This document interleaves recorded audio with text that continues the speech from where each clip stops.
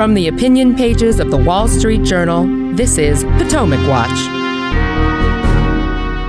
The debate over the Chuck Schumer-Joe Manchin deal on taxes and climate and healthcare spending heats up as we learn more of what's actually in it, including a tax increase on nearly every American, according to the Congressional scorekeeping office. Will other Democrats go along with this and pass this on a party line vote? Welcome. I'm Paul Gigot here with my colleagues Kim Strassel and Joe Sternberg. Welcome to you both. Let's start by listening to Joe Manchin talk about his deal and its virtues as he made the rounds of the talk shows on Sunday to sell it. How in the world can it be inflammatory? How can it add flames to the inflation fires right now if you're paying down debt?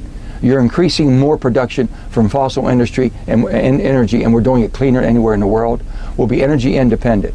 We're making our batteries for our cars to be here made in America before you get any credits whatsoever. We're doing everything we can to make sure that we attack the problem. And these are solutions to the problems we have. So I know everyone's playing politics with it. This is not a green deal. It's not a Republican deal. It's not a Democrat deal. It is a red, white, and blue deal. And this is what the American people want, solutions and a balanced energy approach. Well, you can't say that Joe Manchin isn't crafty. It's a red, white, and blue deal. All right. He's pitching this, Kim, as a deficit-reducing bill, an inflation-reducing bill. It'll increase American energy independence.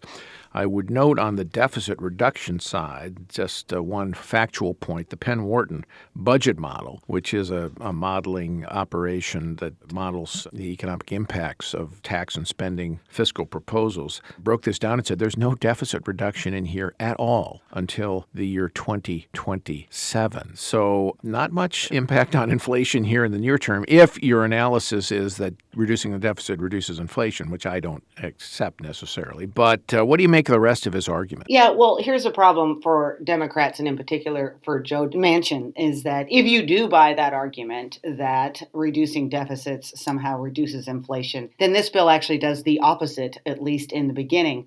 Because when you break it down, most of the spending in this bill is front-loaded, whereas the revenues in the bill are back-loaded. So you are increasing deficits in the near term. So it would, at least in the current situation, the moment that we are in fact experiencing horrible inflation, potentially hurt inflation. Again, if you go along with the Democratic argument. But then if you go and you look at that Penn-Wharton budget model that you mentioned as well, Paul, it shows that if you look at the time period through 2031 that this legislation would be in effect, it finds a deficit impact of essentially zero. So that entire argument that Joe Manchin is pushing is kind of nonsense, but this is the situation he's in. This is the same Joe Manchin that, is now trying to justify what is essentially a tax hike, and he's pitching it as deficit reduction because he's trying to get himself out of some contortions, given that in the past he has not been in favor of tax hikes. Yeah, Joe, the other revelation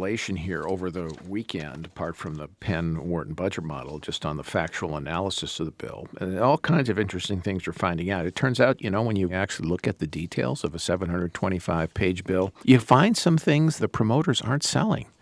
So you can focus on it. And the Joint Committee on Taxation, which is the official scoring body of the Congress on tax legislation, came out with its distributional impact statement, which it is obliged to do under congressional authorization. And it found that basically everybody in America will be paying more in taxes across the tenure of this bill. And the reason for that is that in addition to the imposition of taxes on a variety of firms, the Joint Tax Committee has always believed, based on very good economic evidence and history, that corporate taxation does affect workers. And it affects workers because it reduces the profitability of a firm and therefore it has impact on salaries, wages, and so on. And so the great promise that no one in America who makes under $400,000 a year would pay more in taxes, and remember Joe Biden promised that during the campaign, and the authors of this legislation make that claim for this bill. It's simply false based on the JCT analysis, Joe. Yeah, and I think that there are two important issues going on here. One of them is a conceptual issue and the other is a technical issue. So, on this conceptual point, you're absolutely right that within the economics field, field, there is a well-developed understanding at this point that really the company doesn't pay taxes. A human being always ends up paying the tax at the end of the day, and that human being can be the consumer who will pay in the form of higher prices. It can be the employee who will pay in the form of lower wages, or it will be the shareholder, which, remember, is most of us through our pension savings, who will pay in the form of lower dividends and lower longer-term returns. So you already have this conceptual problem in all of these debates that the Democrats in particular never really want to engage with, that when you are imposing these taxes on quote-unquote on corporations, you're only doing it because you've decided that that is a more politically convenient way of taxing the actual individual human beings in the economy. And you add on top of that all of the technical stuff about how the tax provisions of this bill are going to work, which I don't really think anyone is looking seriously at yet other than us. And, what you see is this really complicated interaction between, for example, this 15% minimum tax that they want to impose on companies on the basis of their financial earnings as opposed to their taxable income calculation. And you look at the interaction between that proposal and all of the incentives that Congress has written into the tax code over the years that are supposed to encourage more investment, particularly investment in productive activities like manufacturing, building new factories, buying new machinery. This bill really interferes with a lot of that in a way that I don't think the people who wrote it have really reckoned with seriously. And it's kind of worrying that we're not going to reckon with that, because if they do pass it on this accelerated timetable, there's no prospect of having any of the sort of hearings where you would ordinarily expect Congress to try to understand what it's actually doing. Yeah, Joe, that's a very important point. And just to your point about nobody else doing any analysis of this, I looked through the press this weekend and Monday morning to try to find out, was there any other coverage of the Joint Committee on Taxation scoring on the distributional effects? I couldn't find any in the mainstream press here. Now, that's unbelievable because, of course, the distributional analysis, anytime you get a Republican tax bill, is blared at the top headline. On your point, Joe, about the economic impact here, and it's how it'll play out, one interesting way in which this is going to be complicated is which firms it will hit and which it won't.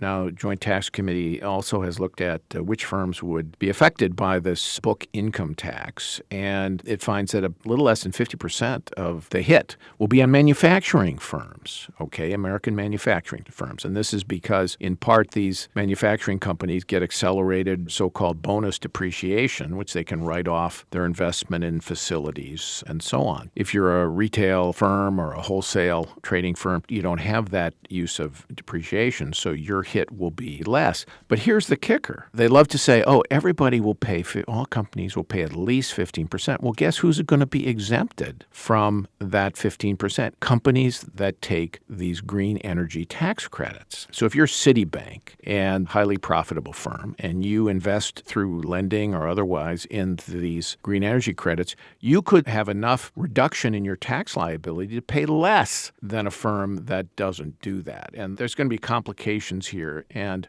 for years we've heard progressives say it's terrible that companies get away without paying tax. Well, they're now writing into the tax code, Kim, an even bigger carve-out from their minimum tax. Yeah, it's a double distortion of investment, as it were, because as we've written about as well, this bill flat up contains a number of subsidies which will drive consumers to buy certain green energy goods, businesses to invest in certain clean energy technologies. Then on top of it, as you note, they're also writing into the underlying tax code certain benefits for companies that also take part in these tax credit schemes. And so there's several forces that are working to push people into one area of an economy, whether that's a good idea or not. It's the classic example of government getting involved and using all of its levers and tools to micromanage the economy in ways that could be problematic down the road. And it's certainly in terms of our energy production. One more tiny thing, since since we're on the topic of complication in this, is that people forget that there are already several provisions in our tax code that act as a sort of minimum tax for businesses. Some companies, for instance, already have to calculate their tax liability under something called the Base Erosion Anti-Abuse Tax System. Some companies have to calculate a minimum on what's known as a global intangible low-taxed income. Some business income that's received by individuals is already subject to individual alternative minimum tax rules. And to your point, Paul, there's been very little analysis of what this all means or how this will all work in practice for corporations. But we're about to, after having in 2017 worked very hard to simplify the tax code under the belief that a simpler tax code encourages more revenue because it simply cleans it up and closes the loopholes. We're now adding all this complexity back in again.